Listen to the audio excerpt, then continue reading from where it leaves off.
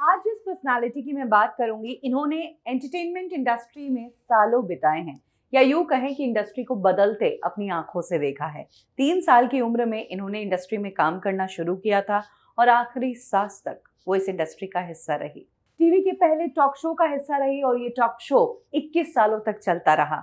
बॉलीवुड में बड़े बड़े सितारे इनकी फ्रेंड लिस्ट में शामिल थे और उनके घर पर आए दिन इनका आना जाना होता था। दुनिया के लिए अरुण गोविल राम है, लेकिन इनके लिए वो लक्ष्मण है, क्योंकि वो रिश्ते में इनके देवर लगते हैं। कब क्यों और कैसे में आज हम बात करेंगे actress, TV host, YouTuber late Tabassum Govil ji की। तबस्सुम जी की लाइफ से जुड़ी वो बातें मैं आपको बताऊंगी जो आपने शायद ही सुनी होंगी।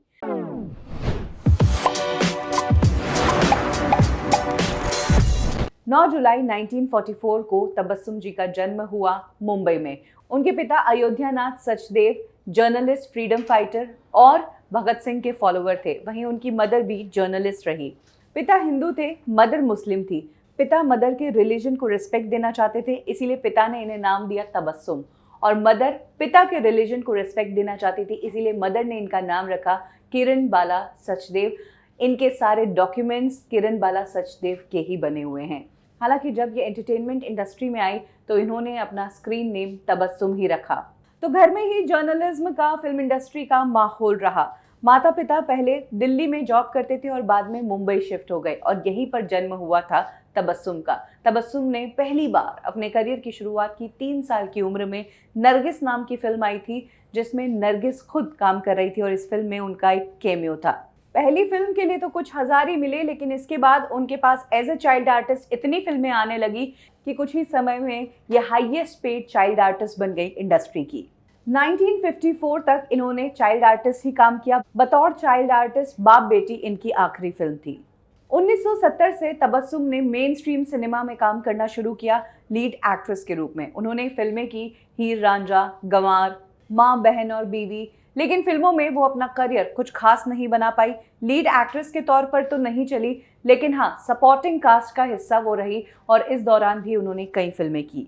1972 में तबस्सुम की किस्मत तब बदल गई जब दूरदर्शन में उन्होंने एक टॉक शो शुरू किया। फूल खिले हैं गुलशन गुलशन ये टॉक शो था। इस दौरान तबस्सुम फिल्म इंडस्ट्री के लोगों से, एक्टर एक्ट्रेसेस से बात किया करती थी, उनके इंटरव्यूज लिया करती थी। ये शो इतना पॉपुलर हुआ कि 72 से लेकर 93 तक ये शो चलता रहा। और इसी शो से ना सिर्फ तबस्सुम एक हाईएस्ट पेड टीवी होस्ट बन गई थी, बल्कि फिल्म इंडस्ट्री में बड़े बड़े सुपरस्टार्स के साथ उनकी दोस्ती हो गई थी, क्योंकि हर कोई उनके शो पर आता था और उनके शो की वैल्यू गजब थी। इस शो से दूरदर्शन को काफ़ी टीआरपीज मिली थी। हालांकि इस शो की पेमेंट को लेकर तबस्सुम हमेशा डिसअपॉइंटेड रही। उनका कहना था कि जब मैंने इस शो की शुरुआत की तो पर एपिसोड मुझे 750 रुपये मिलते थे और 93 में जब मैंने ये शो छोड़ा तब भी मुझे पर एपिसोड 750 रुपये ही मिलते रहे। अमीन सयानी जो मेरे कलीग थे तब, उन्होंने मुझे कहा था कि दूरदर्शन ने तुम्हें पूरी तरह एक्सप्लॉइट किया है।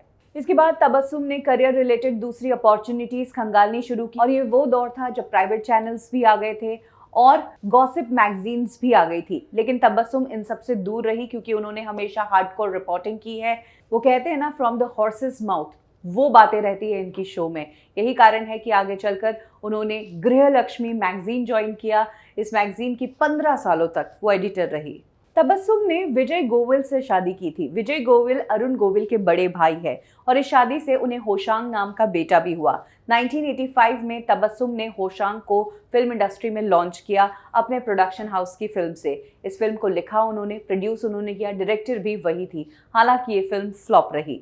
इस फिल्म का नाम था तुम पर हम कुर्बान। तो टेलीविजन, फिल्में, एक्टिंग, कैमरा के सामने, कैमरा के पीछे, इसके अलावा उन्होंने 10 से ज़्यादा किताबें भी लिखी है। कम ही लोग जानते हैं कि तबस्सुम की मदर ने फिल्म इंडस्ट्री के सुपरस्टार गोविंदा के पिता को उर्दू सिखाई और खुद तबस्सुम ने कई वीडियोस में इस बात को कंफर्म किया है कि जॉनी लीवर को पहली बार कॉमेडियन के रूप में उन्होंने ही प्रेजेंट किया था।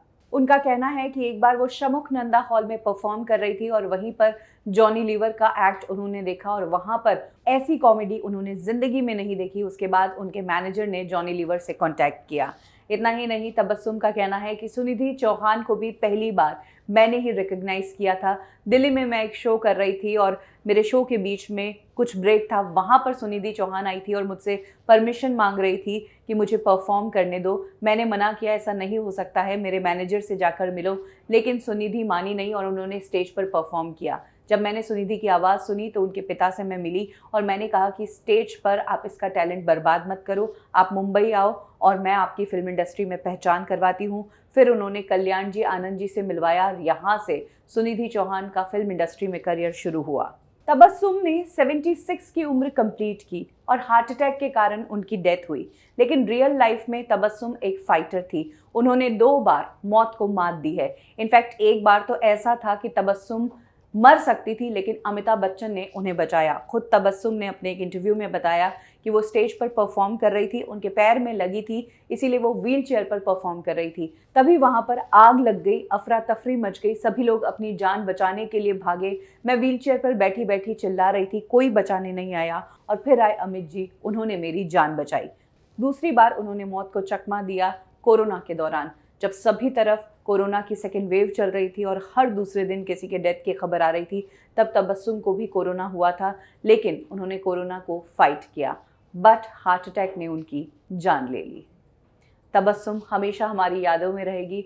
उन्होंने फिल्म इंडस्ट्री, मीडिया इंडस्ट्री को बहुत कुछ दिया है अपने टैलेंट के रूप में और नॉलेज के रूप में। और एंटरटेनमेंट इंडस्ट्री से उनका प्यार उनके ज़िंदगी के अंत तक बना रहा। वो अपने यूट्यूब चैनल पर हमेशा एक्टिव रही।